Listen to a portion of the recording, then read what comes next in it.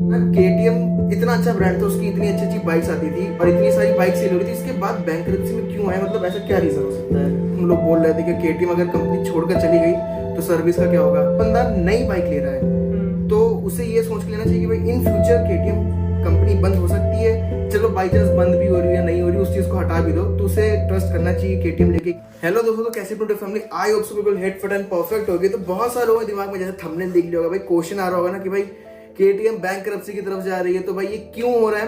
पहले तो हम इस बारे में बात करेंगे। देखो थोड़ा लंबा वीडियो होगा एंड बहुत सारी ऐसी इन्फॉर्मेशन होगी ना जो मुझे लगता है किसी और वीडियो में नहीं दी गई हो या फिर मिस इन्फॉर्मेशन फैलाई गई है लोगों के बीच में। तो उन सारी चीजों के बारे में इस वीडियो में आज बात करने वाले हैं। और साथ में देखो, मैं अपना भी अगर पर्सनल रिव्यू दूंगा तो मैं होता कौन पहली बात तो, ठीक है। तो इसलिए मैं अपने साथ अपना एक फ्रेंड लेकर आया हूँ जो एक्चुअली में केटीएम शोरूम में काम करता है, तो आप लोगों को सही सीरियसली सब कुछ बता देगा कि भाई केटीएम में पैसा इन्वेस्ट करना सही है, केटीएम का फ्यूचर क्या होने वाला है, केटीएम पे ट्रस्ट करना चाहिए कि नहीं करना चाहिए, एंड लास्ट में भाई केटीएम सही में छपरी है कि नहीं है। तो चलो इस बारे में बात करेंगे। तो भाई उससे पहले चैनल को सब्सक्राइब कर देना एंड वीडियो को ऑब्वियसली लाइक कर देना। एंड हाँ, इस चैनल में व्लॉग्स आते हैं, ये सोचा कि इस टाइप का भी कंटेंट डाला क्योंकि मिस इन्फॉर्मेशन आ रही थी, सोचा अब दिमाग में ये कुछ कीड़ा आया था तो चलो इसको बताया जाए। तो करते हैं इस वीडियो को स्टार्ट बिना किसी टाइम वेस्ट किए एंड आप कमेंट कर देना। चलो करते हैं वीडियो स्टार्ट। तो फिर भाई हमारे साथ भाई विष्णु है जो कि एक्चुअली में मैकेनिक है भाई केटीएम शोरूम में, बाकी है तो हर चीज का मैकेनिक, बट एक्चुअली ये केटीएम शोरूम में काम करता है। तो इसके व्यूज मुझे लगता है ज्यादा वैलिड होंगे कि ये सही बता पाएगा।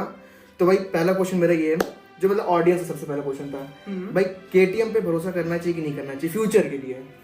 अगर आप फ्यूचर ऐसा देखते हैं कि किस तरीके से, पहली चीज मैटर ये करती है ना कि आप ले कैसा रहे हैं।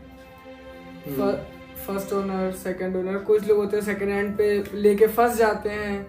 सही, अभी हम सेकंड ओनर की बात थोड़ा सा अभी करेंगे आगे, बट अगर कोई बंदा नई बाइक ले रहा है तो उसे ये सोच के लेना चाहिए कि भाई इन फ्यूचर केटीएम कंपनी बंद हो सकती है, चलो बाई चांस बंद भी हो रही है नहीं हो रही, उस चीज को हटा भी दो, तो उसे ट्रस्ट करना चाहिए केटीएम लेके कि नहीं करना चाहिए? देखो, अगर तुम्हारा क्वेश्चन है बैंकरप्सी को लेके, तो अगर वो बंद भी हो गई तो कहीं कोई मैटर नहीं करता, क्योंकि सबसे मैटर ये करता है अगर कोई भी ब्रांड अगर एक स्टेट छोड़ के जा रहा है तो उसको 10 से 12 साल तक सर्विस देनी ही पड़ती है, चाहे वो कोई भी ब्रांड हो। तो बहुत लोगों के दिमाग में क्वेश्चन आ रहा होगा ना कि भाई, मतलब मैंने एक्चुअली ये चीज देखी थी, कोरम में भी मैंने रिसर्च किया था, तो उसमें लोग बोल रहे थे कि केटीएम अगर कंपनी छोड़कर चली गई तो सर्विस का क्या होगा। तो मतलब सर्विस इन द सेंस, मान लो ठीक है सर्विस तो मिल जाएगी, बट स्पेयर पार्ट्स का क्या? वो अगर मान लो कंपनी चली गई, चलो 12 साल बाद भी चली गई, अब 12 साल तक है, इसके बाद भी गई, तो स्पेयर पार्ट्स कहाँ से आएंगे? स्पेयर पार्ट भी अवेलेबल होता है, सब चीजें अवेलेबल कराएंगी, 10 से 12 साल तक सारी चीजें अवेलेबल कराएगी कंपनी ही, आपको सर्विस भी देगी और स्पेयर भी अरेंज कराएगी। चलो अब बाई चांस अगर लोगों को सर्विस सेंटर से सामान नहीं मिल रहा है तो कोई दूसरा ऑप्शन है, मतलब लोकल मार्केट को छोड़ के जहां से हमको ओरिजिनल सामान मिल सके? दूसरा ऑप्शन ये भी होता है कि जैसे कि बजाज से टाई अप है केटीएम का, तो कुछ चीजें ऐसी होती हैं, यूजुअली ये समझ के आप चलिए कि 70-80% के आसपास यूजुअली चीजें बजाज की ही लगी हुई हैं। तो केटीएम नहीं होगी बट बजाज का स्पेयर तो मिलेगा ही ना मिलेगा, जो बजाज ने बनाया है वो थोड़ी खत्म कर देगा। अब फॉर एग्जांपल देख लो, मेरे पास केटीएम RC 125 है, तो उसकी मान लो क्लच प्लेट्स खत्म हो गई, अब शोरूम में भी नहीं है केटीएम का, ना केटीएम की सर्विस सेंटर है, लेकिन केटीएम RC 125 या ड्यूक 125 उसमें सेम क्लच प्लेट पड़ती है जो पल्सर की बाकी 125cc में पड़ती है। तो स्पेयर पार्ट्स का तो मुझे नहीं लगता कहीं इशू आ रहा, क्योंकि एक चीज बता दो, केटीएम ने इंजन टेक्नोलॉजी बजाज को दी है। यस। और केटीएम में गाड़ी मेन चीज क्या होता है? इंजन ही तो चलाना है आपको, पहिए तो अपने आप घूम जाएंगे, तो इंजन का सामान आपको बजाज में मिल जाएगा, तो फ्यूचर का तो टेंशन खत्म। हाँ, पहिए से लेके ये समझिए आप आगे फ्रंट के मडगार्ड से पीछे टेल लाइट तक यूजुअली 70-80% सामान बजाज का ही होता है। कुछ चीजें ऐसी होती हैं जैसे कि आप ये एग्जांपल ले सकते हैं ऊपर से, like body, like a body, हाँ लाइक अ बॉडी। चलो बॉडी अगर टूटेगी तो चलो वो 12 साल तक, इतना तो भाई आप खुद ही सोच सकते हैं, इंजन का तो मिल जाएगा, बॉडी अब संभाल के रखो खुद से। अब तो कुछ आफ्टर मार्केट ब्रांड्स भी हैं, जैसे अगर कुछ ऐसा हो भी गया तो अब जैसे आप दूसरी चीजों को ले लें, अब सेवलेट है, ठीक है, फोर्ड है, ठीक है, और यूशंग है, तो क्या है, गाड़ियां तो ब्रांड तो चला गया लेकिन आज भी स्पेयर अवेलेबल होता है ना, आदमी चलाता है। तो जब आदमी को जब वो चीज नहीं बनती है तो कोई तीसरा पर्सन ऐसा होता है जिसे पता है कि हाँ ठीक है ऐसा अरेंज करेंगे तो चलेगा, मतलब मार्केट में डिमांड है तो मिलेगा। यस। अब एक और क्वेश्चन है कि केटीएम में ऐसा क्या हुआ, मतलब इतना अच्छा रेप्यूटेड ब्रांड था, चलो ठीक है, इंडिया में जिस वजह से फेमस था, आप कमेंट करके बता दो किस लिए फेमस था केटीएम। अच्छा नहीं, नाम बुरा है, वो छपरी जिसे बोलते हैं, समझिए, कमेंट करके बता दो। लेकिन ये बताना, केटीएम इतना अच्छा ब्रांड था, उसकी इतनी अच्छी अच्छी बाइक्स आती थी, चलो, और अगर इंडिया में सेल नहीं भी हो रही, क्योंकि इंडिया तो एक मार्केट नहीं, बाकी वर्ल्ड भी उसकी मार्केट है, और इतनी सारी बाइक सेल हो रही थी, इसके बाद बैंकरप्सी में क्यों आया, मतलब ऐसा क्या रीजन हो सकता है? पहली चीज कि केटीएम जैसा पावर कोई सिंगल सिलेंडर में और अच्छे, और सबसे बड़ी बात अफोर्डेबल, हाँ, बजट में, जो इजीली बजट में आ जाता है, छोटी छोटी ईएमआईज में, और जो हर कोई अफोर्ड कर लेता है, ठीक है। अब वो बैंकरप्सी क्यों आई, क्यों, उसका रीजन था, पहले एकदम से सेल्स बढ़ी, हाँ ठीक, जब उन्होंने 125 2019 में लॉन्च किया, एकदम से सेल्स बढ़ी, मतलब ऐसे था और यूं उड़ गया, ठीक है। उसके बाद फिर जब उनका छपरी वाला लोगो आया, फिर वो धीरे धीरे धीरे धीरे डाउनफॉल पे चले गए। अब क्या हुआ, उन्होंने जैसी सेल्स देखी वैसा बड़ा लोन लिया, और उसके बाद सेल्स हो गई ड्रॉप। मतलब एक तरह से R&D से, रिसर्च एंड डेवलपमेंट में उसमें उन लोगों ने टेक्नोलॉजी बढ़ाने की, जैसे पहले मीटर जो आता था, अब मीटर दूसरा डिजाइन का हो गया, तो वो हमको तो भले ही अगर आप खरीदने जाओगे ज्यादा 2-3 हजार का, लेकिन उसकी रिसर्च एंड डेवलपमेंट लगती है तो उसमें करोड़ों रुपए लग जाते हैं। अब वो करोड़ों रुपए के लिए उन लोगों ने लोन लिया ताकि हम डेवलपमेंट करके लोगों को और अच्छी बाइक प्रोवाइड करेंगे, बट तब तक गाड़ी की सेल्स हो गई खत्म, सेल्स एकदम ठप हो गई।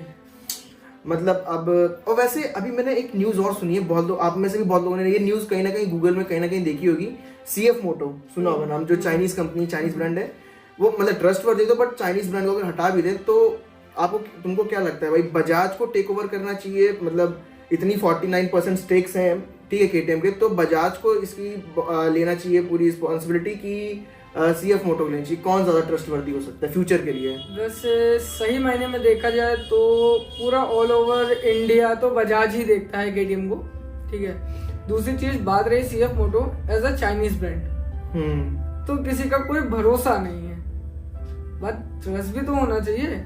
अब जैसे CF मोटो चाइनीज ब्रांड है, अब चाइनीज बहुत सारी ऐसी चीजें हैं जिनका कोई, मतलब रिलायबिलिटी तो बिल्कुल खत्म ही हो जाती है। जब वो चीज खत्म हो गई तो फिर ट्रस्ट बनेगा किस चीज पे? मतलब चले तो चांद तक, नहीं तो नहीं चला तो शाम तक। अब ये चीज है भाई। हाँ, थोड़ा सा सेटअप हम लोगों ने थोड़ा चेंज कर दिया, मतलब सेटअप क्या चेंज हुआ, बंदा भी वही है, बस थोड़ा ड्रेस चेंज हो गया। चलो अब आगे की बात करते हैं। बाकी मेरा एक सबसे बड़ा क्वेश्चन था, मतलब जो बहुत लोगों दिमाग में भरा हुआ था, केटीएम छपरी क्यों बन गई? या मतलब लोगों ने छपरी अगर मान भी लिया, या टेक्नोलॉजी, देखो सब मानते हैं भाई सबसे बढ़िया टेक्नोलॉजी, काफी अच्छी चीजें, रिलायबल चीजें दी हैं, जो कि मुझे नहीं लगता भाई इंडिया में इतना रिलायबल कोई फॉरेन कंट्री, फॉरेन ब्रांड दे सकता था। और मतलब इसके बाद छपरी क्यों बन गई यार, मतलब क्या रीजन था? उस चीज के दो रीजन है। पहला रीजन है सबसे सस्ता होना, अपनी वैल्यू बढ़ाओ, सबसे सस्ता होना पहला रीजन है। और दूसरा रीजन, छपरी गाड़ी कभी नहीं होती है, चाहे वो कोई भी गाड़ी हो, कभी जिंदगी में कोई भी प्रोडक्ट कभी खराब नहीं होता जब तक उसको यूज करने वाले लोग। ये चीज ये इसलिए नहीं बोल रहा कि ये शोरूम में काम करता है, कहीं वीडियो इसके यहाँ पहुंच गई, नहीं, ये सीरियसली वो बात है, चलाने वाला हो सकता है। यस, जो हकीकत है, ऐसा नहीं है कि मतलब मेन चीज मैटर यही करती है ना कि यूज कौन कर रहा है उस चीज को। बाकी एक एग्जांपल देना चाहे तो कावासाकी तो बिल्कुल नहीं कोई कह सकता छपरी है, और अगर आपको जानना चाहते हो तो मैं नाम नहीं लूंगा, जम्मू के राइडर्स देख लो।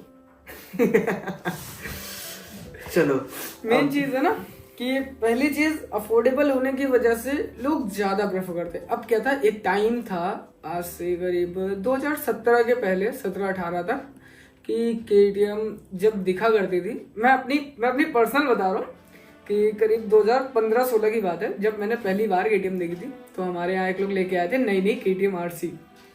तो स्कूल टाइम पे की बात है ये, तो स्कूल हम लोग जाया करते थे, तो जब स्कूल से छुट्टी होके आते थे तो उनकी बाहर पार्किंग में खड़ी होती थी, वहां खड़े होकर के 20-20 मिनट गाड़ी को देखा करते थे। बाइक है, हाँ, क्योंकि सपना था।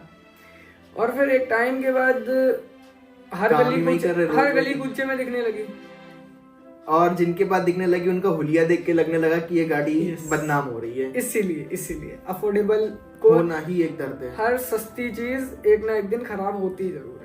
हाँ, अब एक इम्पोर्टेंट क्वेश्चन, अब आज के टाइम जैसे 2025 चल रहा है, जनवरी का टाइम है, Yes. तो अब कोई प्लान कर रहा है, लेकिन उसका दर्द ये आ रहा है कि उसने सुन लिया है कि अब बैंकरप्सी फाइल कर दी है, तो उसे बाइक लेनी चाहिए कि नहीं लेनी चाहिए?